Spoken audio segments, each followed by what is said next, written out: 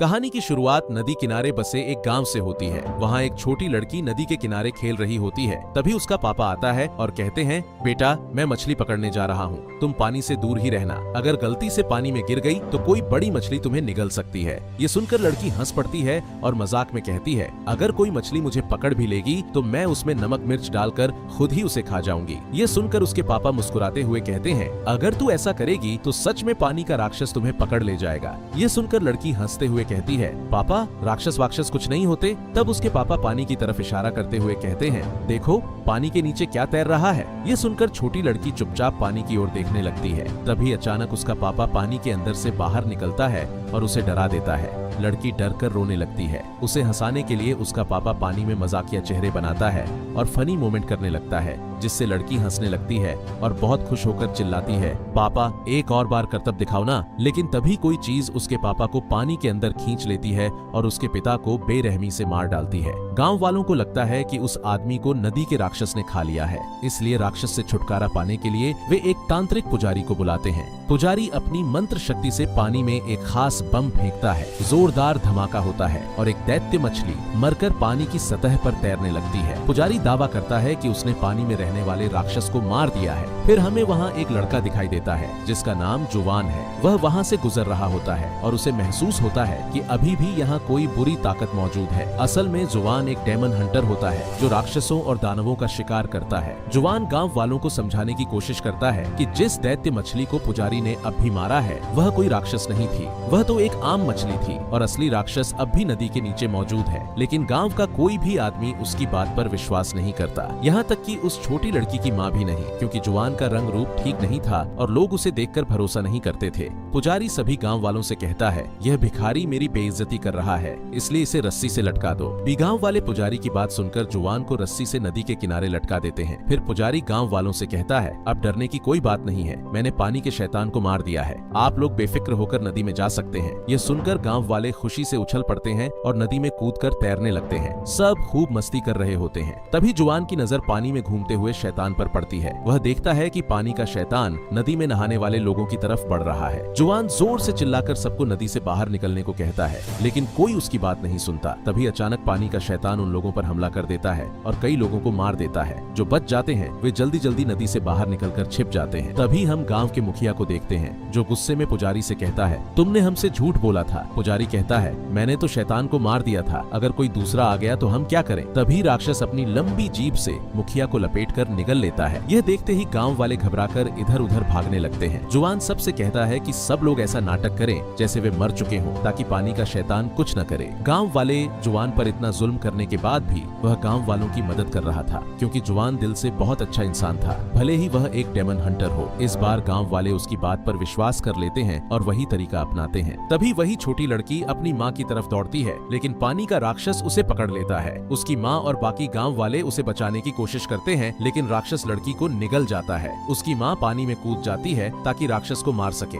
इसी बीच जुवान अपनी रस्सियां काटकर आजाद होने की कोशिश करता है। तभी राक्षस उसकी माँ के सामने आ जाता है। वह रोते हुए गिड़गिड़ाती है, मुझे मेरी बेटी लौटा दो, लेकिन राक्षस उसकी बात नहीं सुनता और उसे भी निगल लेता है। इसके बाद नदी का राक्षस आसपास की इमारतें तोड़ने लगता है, जिससे गांव वाले संतुलन खोकर नदी की तरफ फिसलने लगते हैं। तभी एक मासूम बच्चा फिसलकर सीधे नदी में गिर जाता है। राक्षस बच्चे को खाने ही वाला होता है। तभी जुवान आगे बढ़कर बच्चे को बचा लेता है। वह पानी से भरे एक झूले पर चढ़ जाता है और बच्चे को सुरक्षित ऊपर उठा लेता है, लेकिन तभी राक्षस पुल के बचे हुए खंभों को भी तोड़ देता है। जुवान नीचे गिर जाता है और राक्षस उस पर हमला करने दौड़ता है। जुवान चालाकी से बच निकलता है और राक्षस लकड़ी के एक टुकड़े पर जा गिरता है और राक्षस लकड़ी पर फंस जाता है। राक्षस पूरी ताकत लगाकर पानी में लौटना चाहता है, लेकिन वह कामयाब नहीं हो पाता। उसके बाद सभी गांव वाले शैतान को बाहर निकालने की कोशिश करते हैं, पर निकाल नहीं पाते हैं। तभी एक बहुत मोटी औरत आगे आती है। उसका वजन हर कदम पर जमीन को भूकंप की तरह हिला रहा था। जब वह लकड़ी के ब्लॉक पर छलांग लगाती है तो वह लकड़ी से हवा में उछल जाती है। राक्षस जोर से भागते पुजारी के ऊपर गिरता है। पानी से बाहर आकर नदी का राक्षस जल्दी कमजोर हो जाता है और मरने लगता है। अचानक वह एक साधारण जवान आदमी में बदल जाता है। यह सब देखकर गांव वाले उसे मारने की कोशिश करते हैं। तभी जुवान सबको मना कर देता है और और कहता है, मुझे इसे काबू करने दो, मैं शैतानों को पकड़ना जानता हूँ। जुवान अपना सामान नीचे रखता है और नर्सरी राइम्स वाली किताब निकालता है, वही किताब जो उसके गुरु ने उसे दी थी। जुवान उस किताब में लिखी राइम्स गाने लगता है, लेकिन राक्षस उसके काबू में नहीं आता। वह जुवान को मारना पीटना शुरू कर देता है। इसी दौरान वहाँ एक लड़की पहुँचती है, उसका नाम डुआन था और वह भी जुवान की तरह एक डेमन हंटर थी। लेकिन डुआन जुवान की तरह दयालु नहीं थी, वह किसी पर दया नहीं दिखाती थी और हर राक्षस को पकड़ लेती थी। यहाँ हम देखते हैं कि डुआन पानी के राक्षस को बहुत मारती है। फिर डुआन अपने जादू से उस राक्षस को एक छोटी सी डेमन गुड़िया में बदल देती है। यह देखकर गांव के सभी लोग डुआन का धन्यवाद करते हैं। फिर डुआन जुवान से पूछती है, तुम कौन हो? जिस पर जुवान खुद को बताता है कि मैं भी एक राक्षस शिकारी हूँ। फिर वह उसे बुद्ध की नर्सरी राइम वाली किताब दिखाता है। यह देखकर डुआन उस पर हंसने लगती है और अपना जादुई कंगन उसे दिखाती है। इसके बाद डुआन वहाँ से चली जाती है। फिर जुवान अपने गुरु के पास जाता है और उसे पानी वाले राक्षस के बारे में बताता है, लेकिन उसके गुरु को पहले से ही सब पता होता है। वह उसे बताते हैं कि कभी पानी का राक्षस बहुत दयालु हुआ करता था। एक बार उसने एक बच्चे को बचाया था जो पानी में डूब रहा था, लेकिन लोगों को लगा कि राक्षस उस बच्चे को पकड़ने आया है। इस गलतफहमी के कारण लोगों ने उस दयालु राक्षस को मार डाला और उसकी लाश नदी में फेंक दी और उसी पल उसका दुख और क्रोध मिलकर उसे असली पानी का राक्षस बना देते हैं। जुवान अपने गुरु से पूछता है कि क्या बुद्ध की ये नर्सरी राइम्स सच में ताकतवर हैं? गुरु कहते हैं, हाँ, इन राइम्स की मदद से कोई भी राक्षस अच्छा और शांत बनाया जा सकता है। जुवान कहता है, लेकिन मैं भी दूसरे डेमन हंटर्स की तरह राक्षस को मारना चाहता हूँ। उसके गुरु उसे रोकते हुए कहते हैं, मारना कोई समाधान नहीं है। किसी भी राक्षस को शांत और सही रास्ते पर लाने के लिए बुद्ध की राइम्स सबसे अच्छा तरीका है। यह सुनकर जुवान रोने लगता है और गुरु से कहता है, मैं सबकी जान बचा सकता था, मैंने गाँव वालों और एक निर्दोष बच्ची को नहीं बचा पाया। उसके गुरु कहते हैं कि तूने कोई गलती नहीं की। जब तू हर चीज का पूरा ज्ञान हासिल कर लेगा तब तू इन नर्सरी कविताओं की असली ताकत को समझ जाएगा। इतना कहकर गुरु जुवान को विदा कर देते हैं। फिर हम देखते हैं कि एक कपल जंगल में बने एक रेस्टोरेंट में पहुंचता है।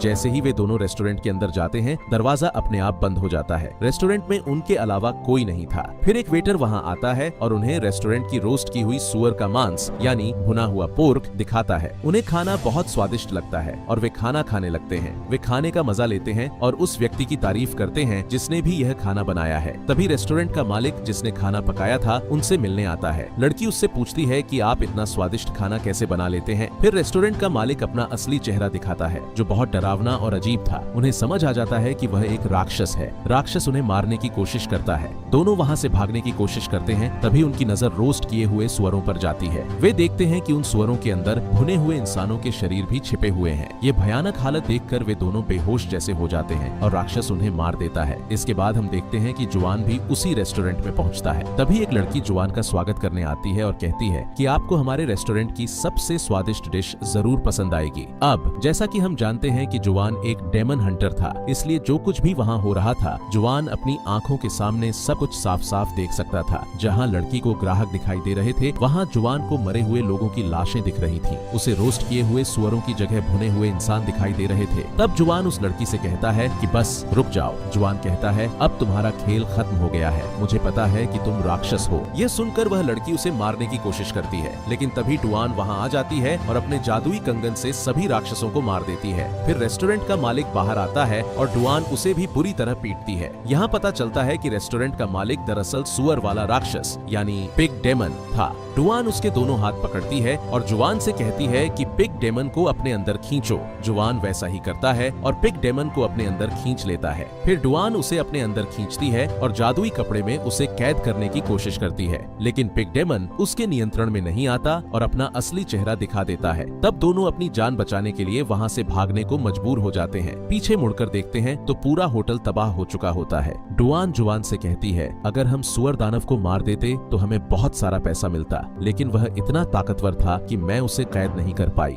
जुवान कहता है, मैं राक्षसों को पकड़ना चाहता हूँ और उनमें अच्छाई भरना चाहता हूँ। डुआन हंसते हुए कहती है, ऐसा करके तू मर जाएगा। इसके बाद जुवान डुआन को धन्यवाद कहता है क्योंकि उसने उसकी जान बचाई थी। डुआन उसकी नकदिलियत देखकर उससे मोहब्बत करने लगती है और इसलिए वह उससे एक किस मांगती है, लेकिन जुवान शर्मा जाता है और भाग जाता है। फिर वह अपने गुरु से मिलता है और रात की पूरी कहानी उसे बताता है। उसका गुरु कहता है, हाँ, मुझे उसके बारे में पता है। वह एक पिग डेमन है और यह पिग डेमन भी पहले बहुत दयालु था। वह बहुत क्रूर था, लेकिन अपनी बीवी से बेहद प्यार करता था और उसकी बीवी ने उसे धोखा दिया और अपने प्रेमी के साथ भाग गई। फिर उन दोनों ने पिग डेमन को खंजर से मार दिया। यही कारण है कि वह पिग डेमन बन गया। जुवान कहता है, है, गुरुजी, मैं ऐसे राक्षस को कैसे पकड़ूं? वह तो बहुत शक्तिशाली है। गुरु उसे कहते हैं, इसे काबू करने के लिए तुझे उससे भी ज्यादा शक्तिशाली इंसान ढूंढना होगा जो तुझे डेमन को कंट्रोल करने का तरीका बताएगा। जुबान उस ताकतवर इंसान के बारे में पूछता है। गुरु जवाब देते हैं कि सबसे बड़ा और ताकतवर मंकी किंग है। बुद्ध ने उसे पहाड़ों की गुफा में 500 साल से कैद किया हुआ है। जुआन हैरान होकर कहता है, यह तो सिर्फ एक कहानी है, क्योंकि मंकी किंग को आज तक कोई भी नहीं देखा है। जुआन पूछता है कि क्या सच में मंकी किंग वहाँ रहता है? गुरु उससे कहते हैं, यह बिल्कुल सच है।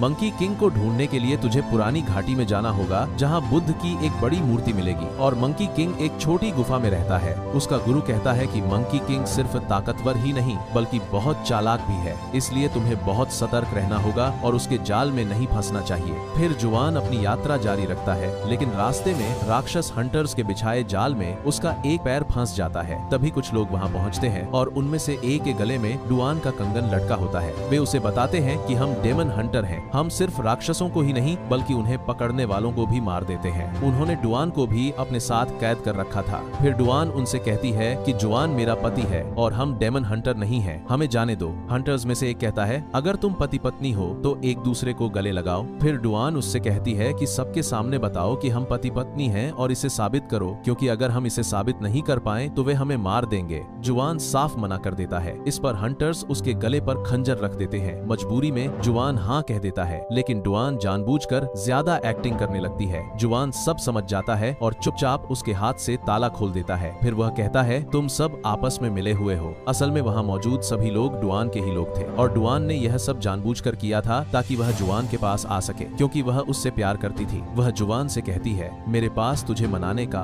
कोई और रास्ता नहीं था, मैं तुझसे बहुत प्यार करती हूँ। लेकिन जुआन जवाब देता है, मैं तो बस एक शिकारी हूँ और मुझे अपना मकसद पूरा करना है, मैं तुझसे प्यार नहीं कर सकता, बेहतर होगा कि तुम मुझे भूल जाओ। जुआन जाने लगता है, तब डुआन अपने लोगों से कहती है कि उसे बंदी बना लो। डुआन अपने साथियों से कहती है, मुझे समझ नहीं आ रहा कि जुआन मुझे क्यों पसंद नहीं करता। उसकी साथी जवाब देती है, मैं इसमें तेरी मदद कर सकती हूँ। इन कागज की गुड़ियों के साथ मैं इन्हें तेरी पीठ पर बांध दूंगी और तू मेरे कहे अनुसार काम करेगी। इसके बाद डुआन जुआन के पास जाती है, लेकिन बाहर लड़ाई शुरू हो जाती है। अब कठपुतली की वजह से डुआन भी उस लड़की के कंट्रोल में होती है, इसलिए वह जुआन पर हमला करने लगती है। जब जुआन होश में आता है तो उसे बहुत बुरा लगता है और वह भाग जाता है। लेकिन अब गुड़िया जुआन से जुड़ जाती है, जिससे वह लड़की की तरह नाचने लगता है। डुआन के आदमियों ने उसे बुरी तरह पीटा। तभी वे एक अजीब आवाज सुनते हैं। वे देखते हैं कि पिग डेमन वहां आ गया है। डुआन अपने साथियों से कहती है कि गाड़ी हटा दो। वे भागने की कोशिश करते हैं, लेकिन पिग डेमन और करीब आ जाता है। डुआन जुआन को बचाने के लिए उसे बाहर धकेल देती है। पिग डेमन गाड़ी पर हमला करता है और उसे तोड़ देता है। जुआन डुआन के पास आता है तो डुआन बुरी तरह जख्मी हो चुकी होती है। जुआन को लगता है कि वह मर चुकी है। वह रोते हुए कहता है, तुम मुझे छोड़कर नहीं जा सकती हो, मैं तुमसे बहुत प्यार करता हूँ। तब डुआन हंसने लगती है और कहती है, अब साबित हो गया कि तुम मुझसे प्यार करते हो। फिर दोनों गले मिलते हैं, लेकिन तभी सुअर दानव और उसके साथियों की तरफ बढ़ने लगता है। तभी एक टाइगर समुराई आता है और दो राक्षसों के बीच जबरदस्त लड़ाई छिड़ जाती है। समुराई आसानी से सुअर दानव को हरा देता है। सुअर दानव भाग खड़ा होता है और समुराई उसका पीछा करता है, लेकिन रास्ते में उसकी टक्कर वन लेग माइटी फुट नामक एक और समुराई से हो जाती है। उस समुराई की ताकत उसके पैरों में होती है। दोनों के बीच जोरदार लड़ाई शुरू हो जाती है। तभी अचानक उनके बीच हवा से एक तलवार आकर गिरती है। वे देखते हैं कि तलवार फेंकने वाला कोई और नहीं बल्कि प्रिंस है, जो एक बेहतरीन तलवारबाज होता है। अब तीनों ही किसी न किसी तरह सुअर दानव को पकड़ना चाहते हैं, लेकिन साथ मिलकर नहीं बल्कि अलग अलग, क्योंकि जो भी उसे पकड़ लेगा वही सबसे बड़ा हंटर कहलाएगा। इसी बात पर तीनों आपस में झगड़ने लगते हैं। जुआन उनसे कहता है, आप डेमन हंटर हो, इसलिए इस पर बहस नहीं करनी चाहिए, आपको राक्षस से मिलकर लड़ना चाहिए। तभी एक डेमन हंटर उसे गरीब कहता है। डुआन यहाँ उसका समर्थन करती है, लेकिन जुआन कहता है, तुम मेरा ध्यान भटका रही हो, तुम मेरे उद्देश्य से मेरा ध्यान भटका रही हो, मेरा एक मकसद है। तब जुआन कहता है, तो तुम मुझे छोड़ दो। डुआन उसकी नर्सरी राइम्स वाली किताब फाड़ देती है, लेकिन जुआन उसकी बात पर ध्यान नहीं देता और वहाँ से आगे बढ़ जाता है। लेकिन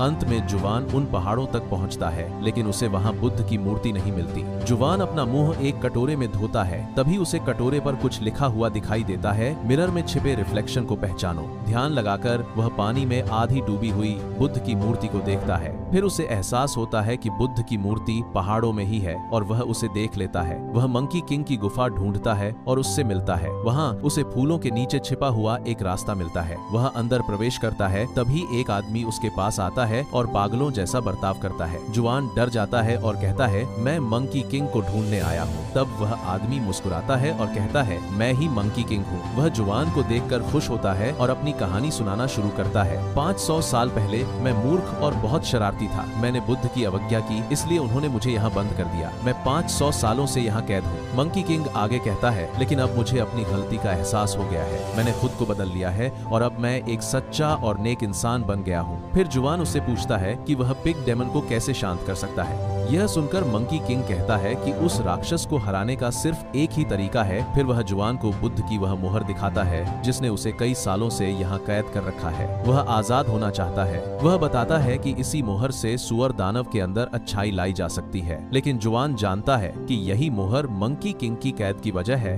इसलिए वह मना कर देता है। यह सुनते ही मंकी किंग गुस्सा हो जाता है और कहता है कि मैं तुम्हें एक तोहफा देना चाहता हूँ, लेकिन तुमने मना कर दिया। इसके बाद मंकी किंग खुद उस मोहर को हटाने की कोशिश करता है। तभी उसे तेज झटका लगता है और वह नीचे गिर पड़ता है। वह कुछ नहीं कर पाता। दुखी होकर मंकी किंग बुद्ध से कहता है कि मैंने यहाँ 500 साल बिता दिए हैं और अब मैं बदल चुका हूँ, मुझे आजाद कर दिया जाए। तभी जुआन कहता है कि तुमने न कभी बुद्ध पर भरोसा किया और न ही कोई अच्छा काम किया। अगर तुमने ऐसा किया होता तो बुद्ध तुम्हें कब का छोड़ चुके होते। जुआन आगे कहता है कि अब मुझे पिग डेमन को पकड़ने में तुम्हारी मदद चाहिए, क्योंकि उसने बहुत से बेगुनाह लोगों को मार डाला है। मंकी किंग कहता है कि पिग डेमन को यहाँ बुलाने के लिए एक सुंदर लड़की का इस्तेमाल करो, फिर मैं उसे शांत कर दूंगा। तभी डुआन वहाँ पहुँचती है और जुआन उससे उसके वहाँ होने के बारे में सवाल करता है। डुआन कहती है, मुझसे कोई सवाल मत पूछो, मुझे पता है कि इस बार तुम्हें एक सुंदर लड़की की जरूरत है, मैं तुम्हारी मदद कर सकती हूँ। वह उनकी मदद करती है और पिग डेमन वहाँ प्रकट हो जाता है। पिग डेमन उन्हें मारने की कोशिश करता है, लेकिन मंकी किंग उसे गुफा के अंदर बुला लेता है। फिर मंकी किंग उसे गुफा के अंदर खींच लेता है। जब डुआन और जुआन गुफा के अंदर आते हैं तो वे देखते हैं कि पिग डेमन को एक छोटे सुअर में बदल दिया गया है। डुआन अपने जादुई कपड़े की मदद से उसे पिग डॉल में बदल देती है और जुआन को पानी का डेमन और पिग डेमन की कठपुतली सौंप देती है ताकि वह उन्हें अच्छा बना सके। फिर डुआन कहती है, मैं तुमसे शादी करना चाहती हूँ। यह कहकर वह अपने जादुई कंगन को एक अंगूठी में बदल देती है और उसे जुआन की उंगली में पहना देती है। जुआन हैरान हो जाता है और अंगूठी निकालने की कोशिश करता है, लेकिन वह नहीं निकलती। फिर जुआन एक पत्थर लेकर उसके अंगूठे को तोड़ने की कोशिश करता है।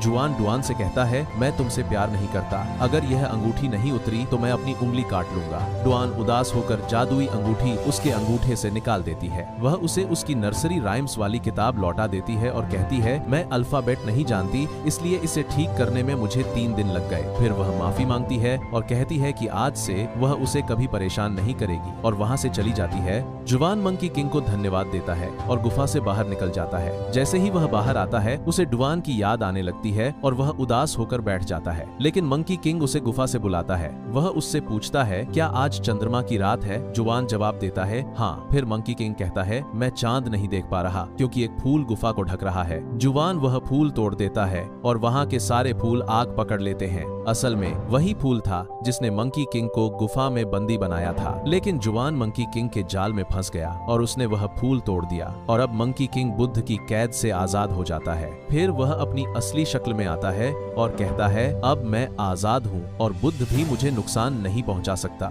जुआन कहता है, तुम गलत हो, बुद्ध अभी भी मौजूद हैं। जुआन हाथ जोड़कर बुद्ध के बारे में सोचता है। मंकी किंग उसके सारे बाल खींच लेता है और कहता है, बुद्ध झूठे हैं और तुम्हारा बुद्ध पर विश्वास भी कभी सही नहीं था, क्योंकि बुद्ध कभी यहाँ तुम्हें बचाने नहीं आएंगे। तभी 3 डेमन हंटर वहाँ आते हैं और मंकी किंग को मारने की कोशिश करते हैं, लेकिन मंकी किंग बहुत ताकतवर होता है और वह उन सभी को मार देता है। मंकी किंग जुआन के पास आता है और कहता है, अब तुम्हारी बारी है, मैं तुम्हें भी नष्ट कर दूंगा। तभी डुआन आती है और अपने जादुई कंगन से बंदर राजा पर हमला करती है, लेकिन बंदर राजा आसानी से उसके हमले को रोक देता है और उसके हाथ और पैर तोड़ देता है। यह देखकर जुआन बहुत दुखी हो जाता है। डुआन कहती है, मैं तुम्हारे पास वापस आई हूँ क्योंकि मैं तुमसे प्यार करती हूँ, क्या तुम भी मुझसे प्यार करते हो? जुआन कहता है, हाँ, जब से मैंने तुम्हें देखा है मैं तुम्हारा दीवाना हो गया हूँ, मैं हमेशा तुमसे प्यार करता रहूंगा। डुआन कहती है, मैं हमेशा तुम्हारे साथ नहीं रह सकती, सकती, इसलिए मुझे गले लगा लो। जुवान रोते हुए उसे गले लगाता है और उसका कंगन अपनी उंगली में पहनाता है,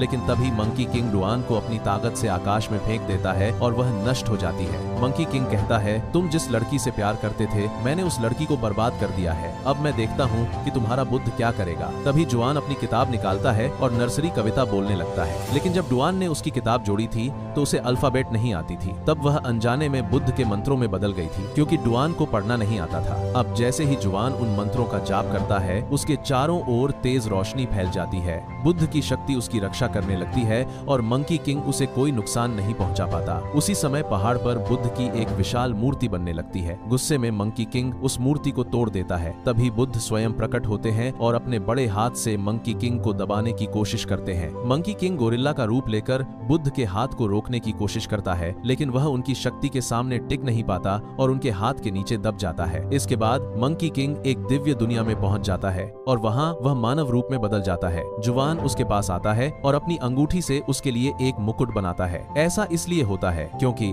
अब मंकी किंग जुवान के मंत्रों से सुधर चुका होता है। फिर हम जुवान के गुरु को देखते हैं। गुरु कहते हैं कि तुमने जीवन का असली मतलब समझ लिया है। जुवान जवाब देता है कि दुनिया दुखों से भरी है और सारे दुख खत्म करना मेरा काम नहीं है, वह सिर्फ बदलाव लाना चाहता है। इसके लिए उसे धर्म ग्रंथों की 22 किताबें पढ़नी होंगी। गुरु कहते हैं कि तुम्हें भारत जाना चाहिए और उन पवित्र पुस्तकों को ढूंढ कर पढ़ना चाहिए। यह रास्ता बहुत खतरनाक होगा, लेकिन उसकी मदद के लिए 3 राक्षस उसके साथ होंगे, जल दानव, पिग दानव और मंकी किंग, जो अब मानव रूप में है। तीनों अब सुधर चुके हैं और अपने स्वामी जुवान के साथ दक्षिण भारत की यात्रा पर निकल पड़ते हैं।